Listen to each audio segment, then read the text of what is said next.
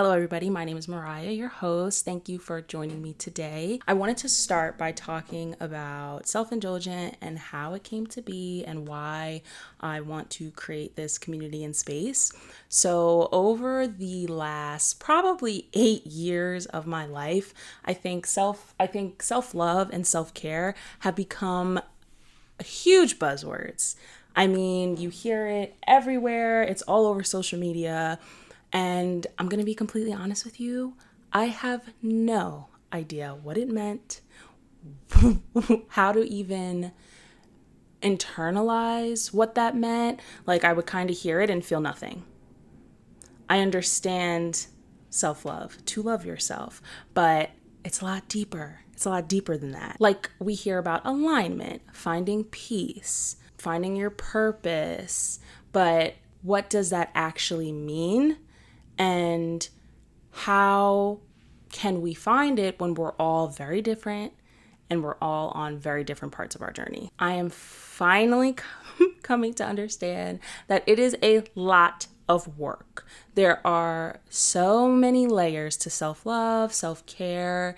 It's very complex. It's going to be different for everyone. So naturally, I found it really hard to start this podcast and to create and figure out how to structure it and try to talk about the layers and the work and make it all neat and in a bow. And I realized quickly that that's not going to happen. It is messy, and I don't think it's meant to be perfectly tied up in a bow. We're all changing, we're all evolving, and we're all very different. In this community, my hope is that something always speaks to you, or somebody else you know that you might want to share the message with, and like, wow, they could really use that right now. Or even if it kind of helps you with others in your life and interpersonal relationships that you have. Self-love isn't about a morning routine, a night routine, although those can be supportive tools for some people. Self-love is about meeting yourself where you're at, accepting it, nurturing that, and really listening to yourself.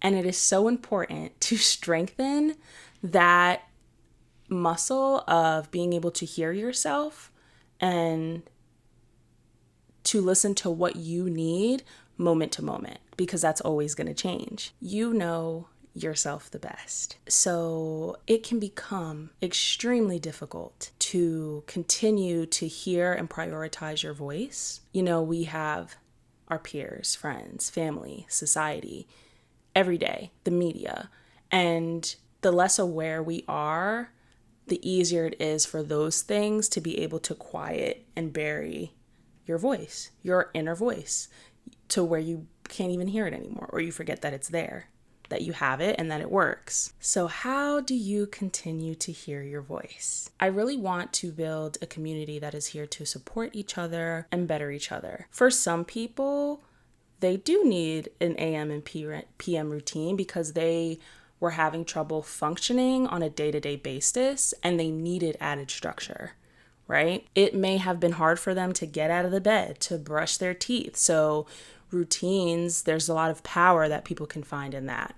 But that doesn't mean that's the case for everyone. For some of us, our relationships can really control and poison our lives if it's not the right one. You know, it can have us forget who we are in some cases for some people. For some of us, family members make us feel worthless. For some of us, our careers are sucking the life out of us. For some of us, it's all of those things. What all of these things have in common, though, is that outside circumstances are causing extreme internal turmoil, disconnecting us from our beauty, our joy, our passion, our gifts, our love, our voice. It is time to indulge in ourselves again. It's time to get to know yourself without all the noise, the influence. It's time to love and trust yourself. So let's get into it. I want to give a little bit more background about myself to give more context as to how this all came about and maybe even like where I am at in my process right now, because it is definitely an ongoing battle. When I think about the pain and suffering that I've experienced in life, at the root of it all, there's always been feeling insecure, lonely, misunderstood, unlikable. So real like having to do with worth. That has been the root cause of a lot of my pain and suffering. I think when I went to school, just starting school, I want to say maybe like, middle school, I think I was still very innocent, fun, silly. Like I wanted to have fun. I wanted to enjoy time with others. But the second that I started middle school, that there was a huge shift. I mean, an intense shift. I was often the butt of the joke without even realizing it. But once I did start realizing that, I was the joke or people were actually laughing at me, that definitely created it was very confusing for me at the time because I immediately started thinking, what am I doing wrong? All I want to do is make friends, which I think a lot of us experience. I did grow up in a pretty strict household. I wanted so deeply to have community and bond with others and have friends. I think that that's something that I've always deeply wanted and knew about myself, that like I work well in a community. I think community is extremely important, and it was extremely hard to do that in a strict household. I think that's just always been part of who I am. I wanted best friends to experience life with, but that never really happened or lasted. I think a lot of my friendships growing up consisted of me sacrificing myself and who I really was in order to be liked and accepted by others, or even just like remember or thought of. Now, I'm not saying I was a complete pushover. I definitely got into arguments. I definitely participated in gossip. I did always remember feeling so guilty afterwards. Even if what I said was true, like even if, like now we talk about staying 10 toes behind what we say. And I think I've always had an issue with that. And I think part of that is recognizing that emotions change, feelings change. Sometimes when you go to bed, feeling a certain way about something, and then you wake up the next day and you feel different.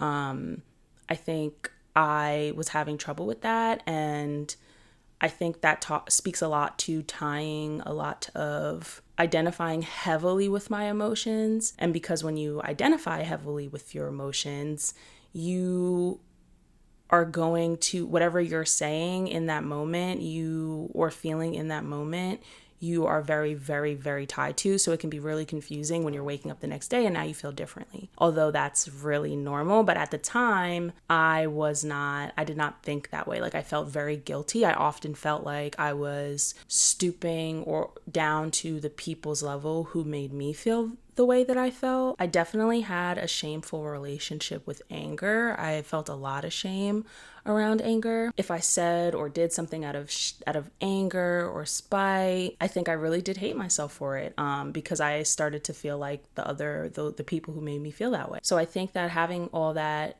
shame and distrust in myself created a lot of feelings of worthlessness. Now I've grown a lot since middle school and high school. I'm currently a third-year doctoral student in clinical psychology. I am doing a dual degree master's program for human sexuality as well. It was no surprise to me that psychology was my field of choice. I value human connection and community in life. I value deep and long-lasting relationships, but I realized that it's really, really hard to sustain those things when you're at war with yourself. I think I've been at war with myself for a very long time, and I am finally waving the white flag. And a huge part of my growth has actually been moving out of a victim mindset. I'm going to get into that in next week's episode. I have a lot of thoughts on the victim mindset, and there is some interesting new research around that. So I am excited to share that with you next week. But the process was really, really just freeing and liberating for myself, but it did not solve everything. Not even close. Remember, layers. And as I'm speaking with you today, I have definitely just gone through the most challenging 2 years of my life. It's so crazy when I think about life's journey so far for myself. The challenges get harder and then you do keep getting stronger, and it can be very painful at times if you allow yourself to go down certain holes. People talk about their shadow selves. I don't think there's enough explanation on what that really means, but it can cause a lot of suffering.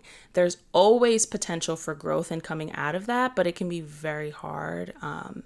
And that's why I think it's so important to have support. So I'm finally at a point where I can say that I'm grateful for the last 2 years. I'm really grateful for all of the growth that I'm seeing now. I'm so excited to share with you all what I've learned and just how to start showing up for yourself, to make peace with yourself, to be confident enough to have your own back and that be enough, to have healthy and fulfilling relationships, to break cycles and dynamics that have been there maybe even before you were born. I am so grateful and excited to be starting this community. We are always in this together, so please join our Self Indulgent community. It is time to empower your mind and elevate your soul. Thank you for spending your time with me, and I can't wait to talk with you all in next week's episode. Have a blessed and intentional week.